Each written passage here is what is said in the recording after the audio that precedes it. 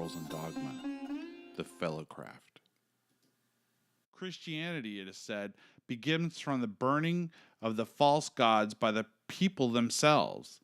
Education begins with the burning of our intellectual and moral idols, our prejudice, notions, conceits, our worthless and ignoble purposes, especially if it is necessary to shake off the love of worldly gain. With freedom comes the longing for the worldly advancement. In that race, men are ever falling, rising, running, and falling again. The lust for wealth and the abject dread of poverty delve the furrows on many a noble brow. The gambler grows old as he watches the chances.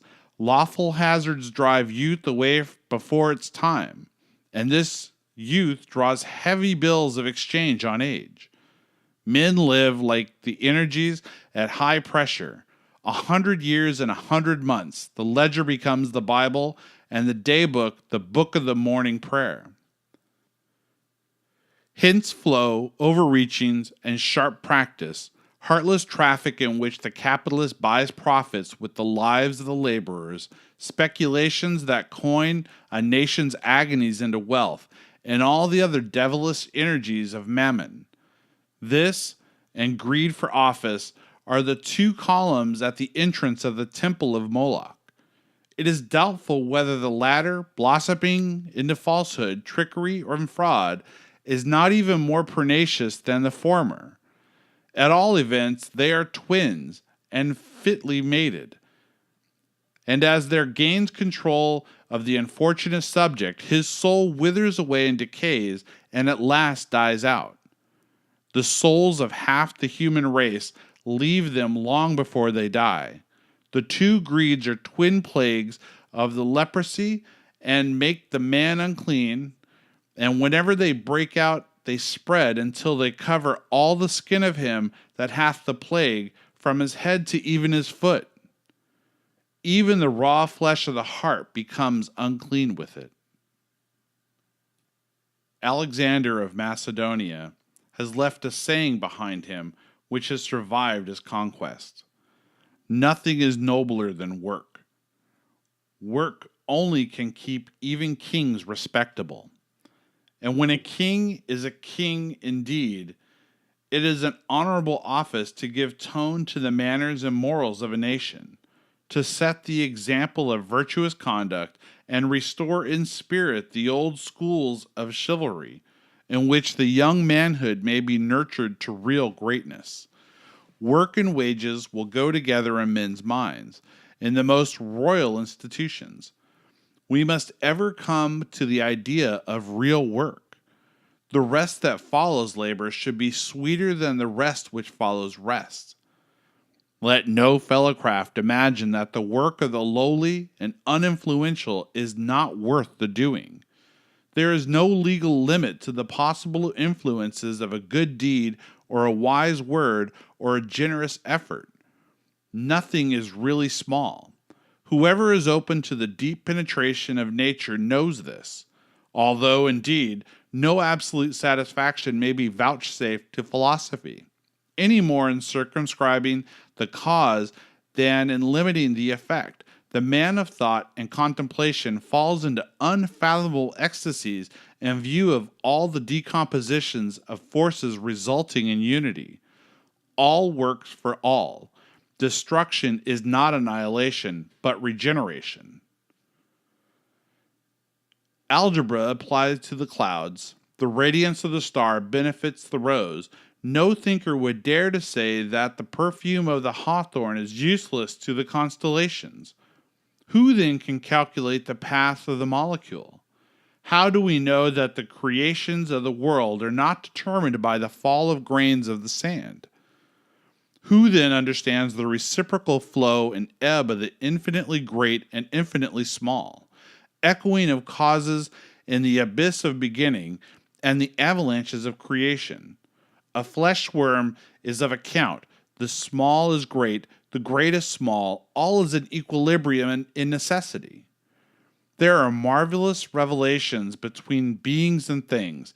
In this inexhaustible whole, from the sun to grub, there is no scorn. All need each other. Light does not carry terrestrial perfumes into the azure depths without knowing what it does with them. Night distributes the stellar essence of the sleeping plants. Every bird which flies has the thread of the infinite in its claw. Germination includes the hatching of a meteor and the tap of a swallow's bill breaking the egg, and it leads forward the birth of an earthworm and the advent of Socrates. Where the telescope ends, the microscope begins. Which of them is the grander view?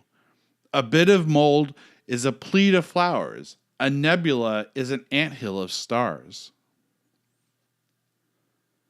There is the same and a still more wonderful interpretation between the things of the intellect and the things of matter. Elements and principles are mingled, combined, espoused, multiplied by one another to such a degree as to bring the material world and the moral world into the same light. Phenomena are perpetually folded back upon themselves.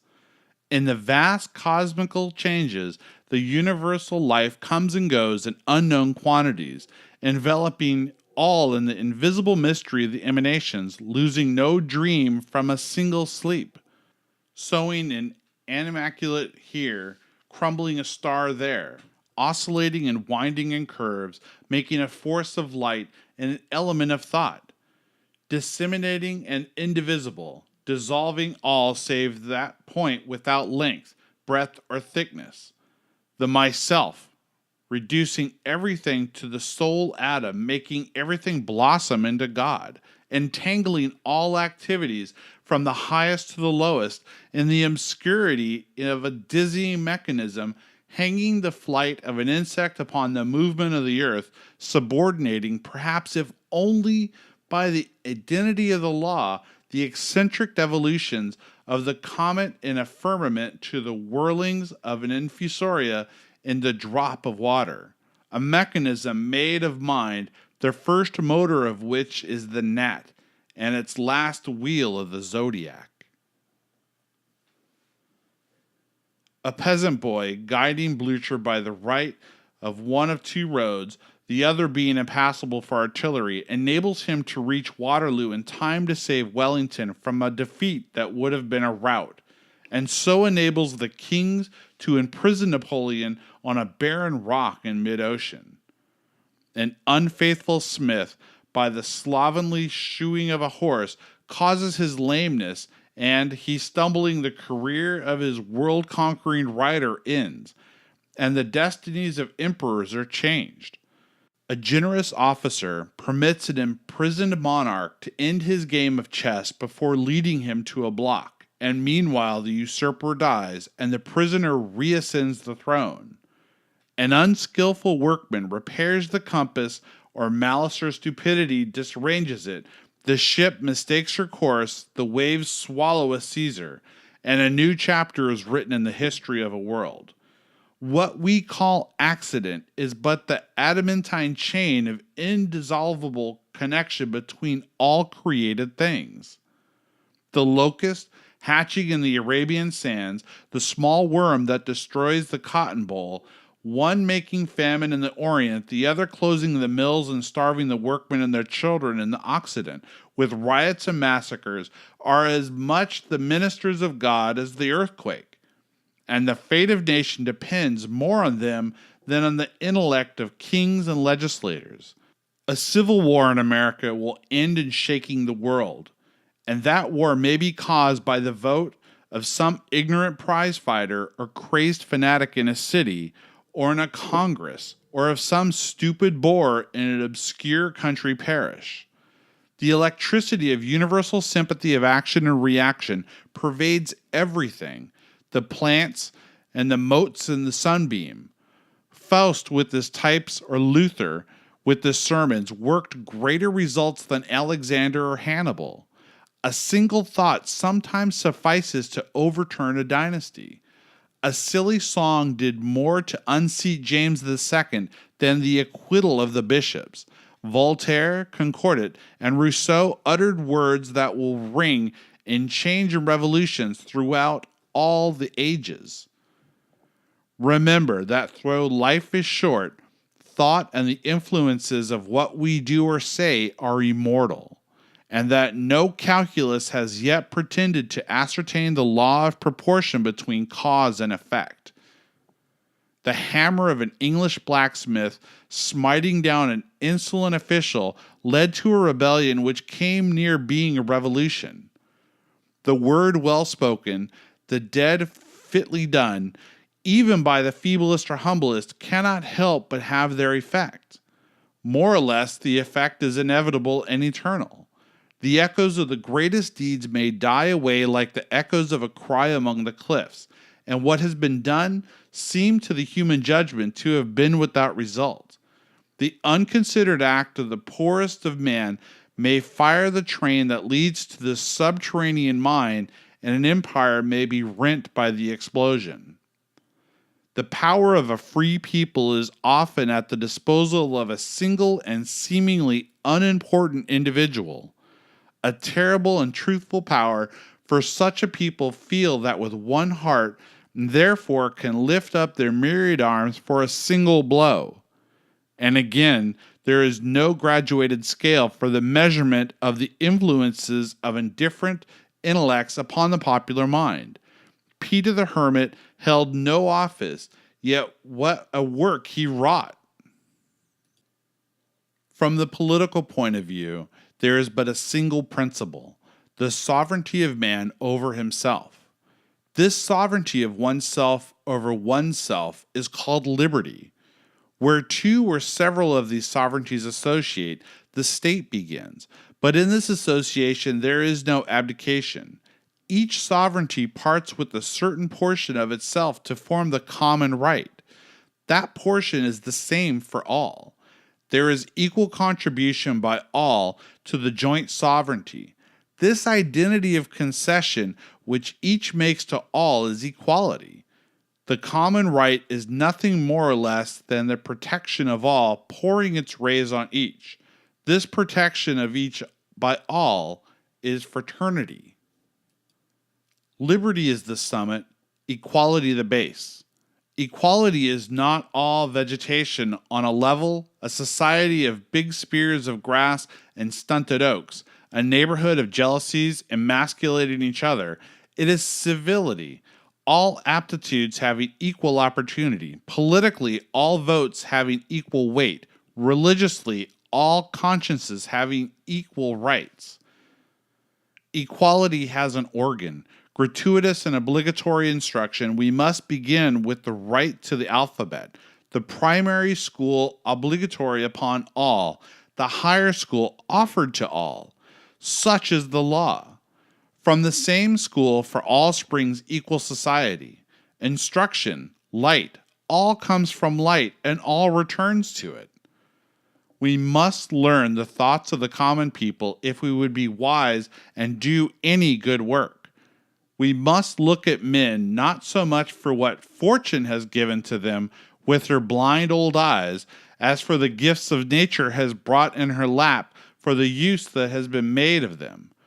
We profess to be equal in church and in the lodge. We shall be equal in the sight of God when he judges the earth. We may well sit on the pavement together here in communion and conference for the few brief moments that constitute life. A democratic government undoubtedly has its defects because it is made and administered by men and not by the wise gods. It cannot be concise and sharp like the despotic. When its ire is aroused, it develops its latent strength and the sturdiest rebel trembles. But its habitual domestic rule is tolerant, patient, and indecisive. Men are brought together first to differ and then to agree. Affirmation, negation, discussion, solution, these are the means of attaining truth. Often the enemy will be at the gates before the babble of the distributors is drowned in the chorus of consent. In the legislative office, deliberation will often defeat decision. Liberty can play the fool like the tyrants. Refined society requires greater minuteness of regulation, and the steps of all advancing states are more and more to be picked among the old rubbish and the new materials. The difficulty lies in discovering the right path through the chaos of confusion. The adjustment of mutual rights and wrongs is also more difficult in democracies. We do not see and estimate the relative importance of objects so easily and clearly from the level or the waving land as from the elevation of a lone peak towering above the plain, for each looks through his own mist. Abject dependence on constituents also is too common. It is a miserable thing as abject dependence on a minister or the favor of a tyrant. It is rare to find a man who can speak out the simple truth that is in him honestly and frankly without fear, favor, or affection either to emperor or people. Moreover, in assemblies of men, faith in each other is almost always wanting, unless a terrible pressure of calamity or danger from without produces cohesion. Hence, the constructive power of such assemblies is generally deficient. The chief triumphs of modern days in Europe have been in pulling down and obliterating, not in building up. But repeal is not reform. Time must bring with him the restorer and the rebuilder. Speech also is grossly abused in republics.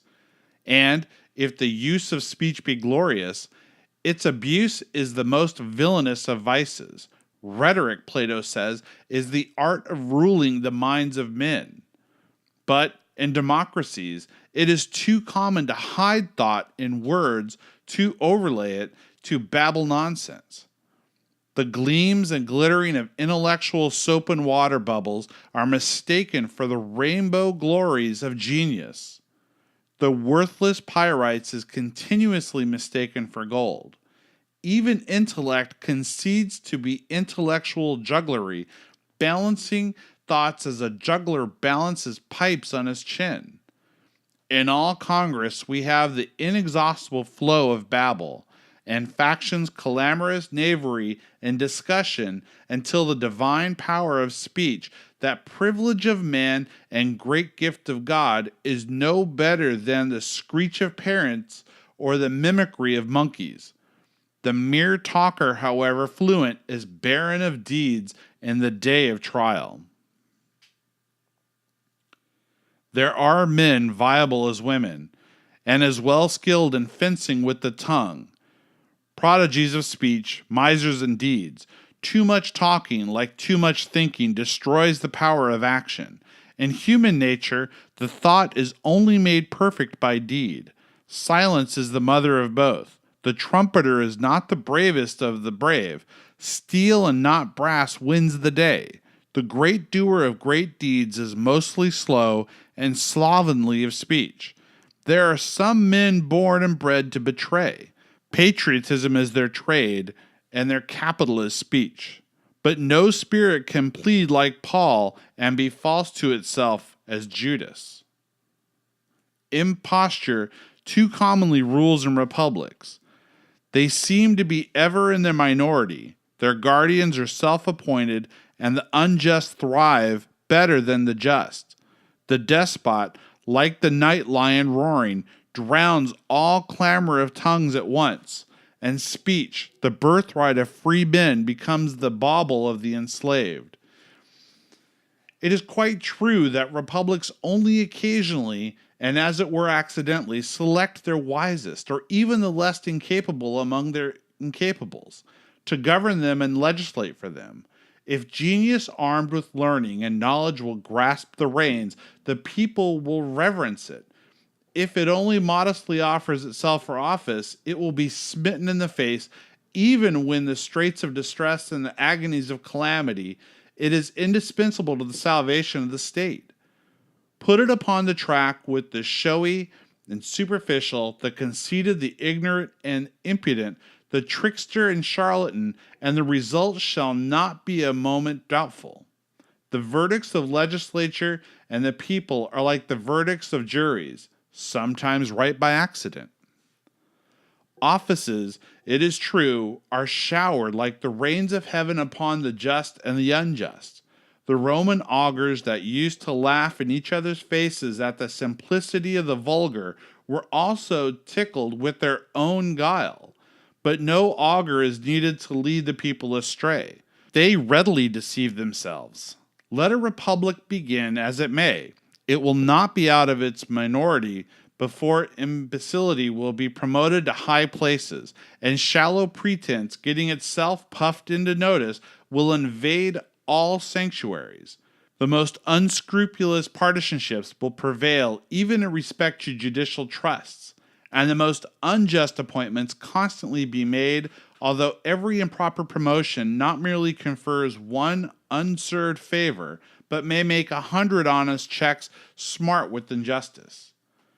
The country is stabbed in the front when those who are brought into the stalled seats, who should slink into the dim gallery, every stamp of honor, ill-clutched, is stolen from the treasury of merit. Yet, the entrance into this public service and the promotion of it affect both the rights of individuals and those of the nation. Injustice in bestowing or withholding office ought to be so intolerable in democratic communities that the least trace of it should be like the scent of treason.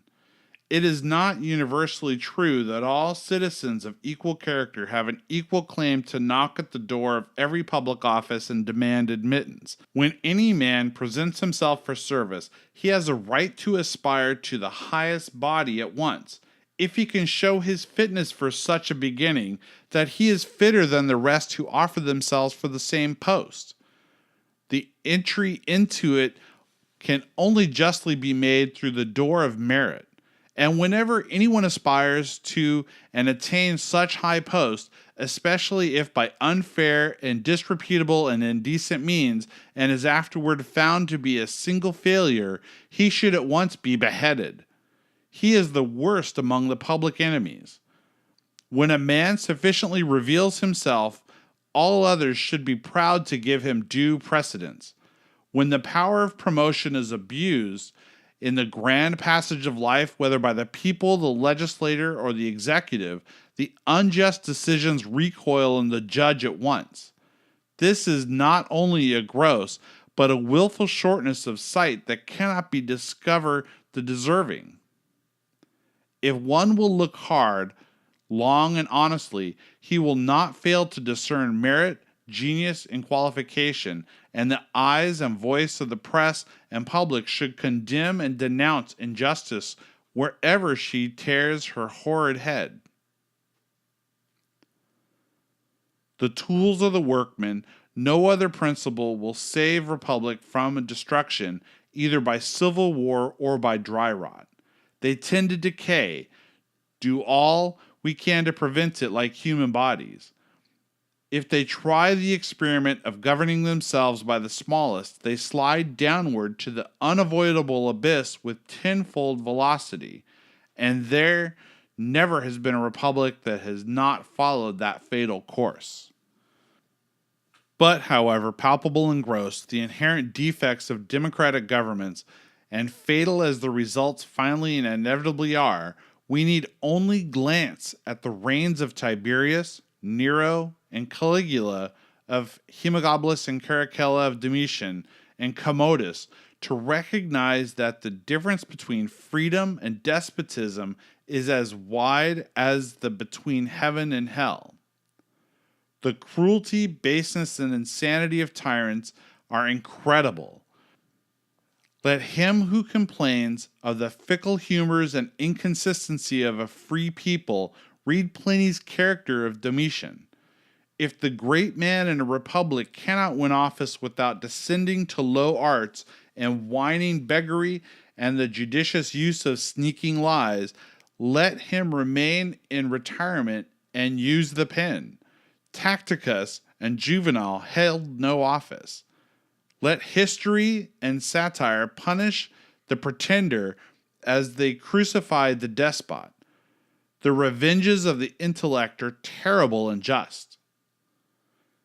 Let masonry use the pen and the printing press in the free state against the demagogues, and the despotism against the tyrant.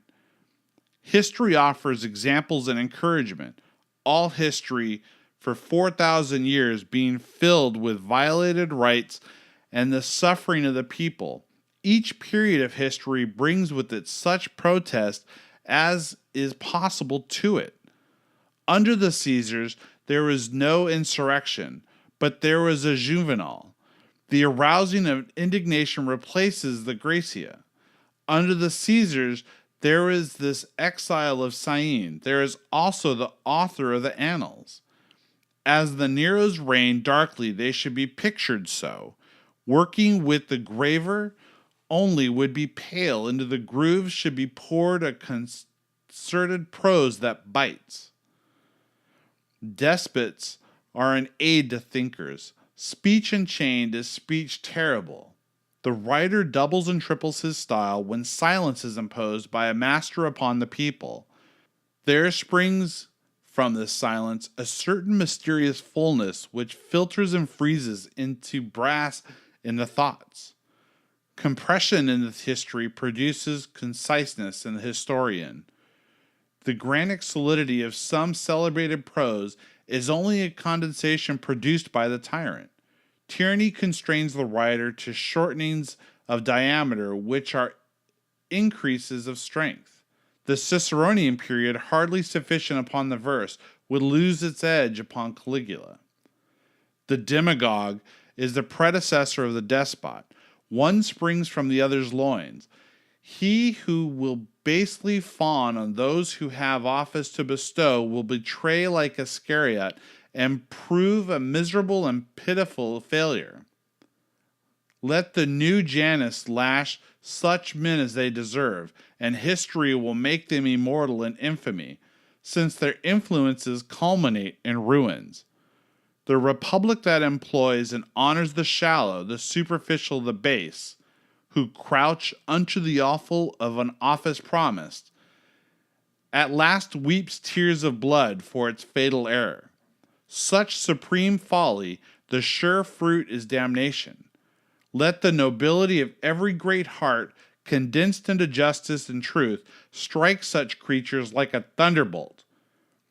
If you can do no more, you can at least condemn by your vote the ostriches of denunciation. It is true that, as the czars are absolute, they have it in their powers to select the best from public service. It is true that the beginner of a dynasty generally does so, and that when monarchies are in their prime, pretense and shallowness do not thrive and prosper and get power as they do in republics. All do not gabble in the parliament of the kingdom as in the congress of a democracy. The incapables do not go undetected there all their lives. But dynasties speedily decay and run out. At last they dwindle down in imbecility, and the dull or flippant members of Congress are at least the intellectual peers of the vast majority of kings. The great man, the Julius Caesar, the Charlemagne, the Cromwell, Napoleon reigns of right. He is the wisest of the strongest. The incapables and imbeciles succeed and are usurpers, and fear makes them cruel.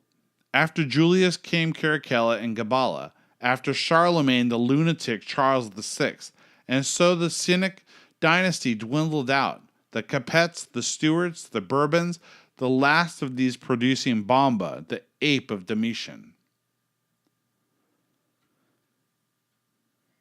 Man is by nature cruel like the tigers. The barbarians and the tools of the tyrant and the civilized fanatic enjoy the sufferings of others, as the children enjoy the contortions of maimed flies. Absolute power, once in fear for the safety of its tenure, cannot but be cruel.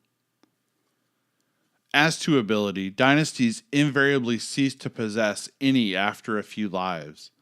They become mere shams governed by ministers, favorites, or courtesans, like old Etruscan kings slumbering for long ages in their golden royal robes, dissolving forever at the first breath of day. Let him who complains of the shortcomings of democracy ask himself if he would prefer Dubarry or a Pompadour governing in the name of Louis XV, a Caligula making his horse a council, a Domitian, that most savage monster, who sometimes drank the blood of relatives, sometimes employing himself with the slaughtering of the most distinguished citizens before whose gates fear and terror kept watch, a tyrant of frightful aspect, pride on his forehead, fire in his eyes, constantly seeking darkness and secrecy, and only emerging from his solitude to make solitude. After all, in a free government, the laws and the constitutions are above the incapables, the courts correct their legislation, and posterity is the grand inquest that passes judgment on them.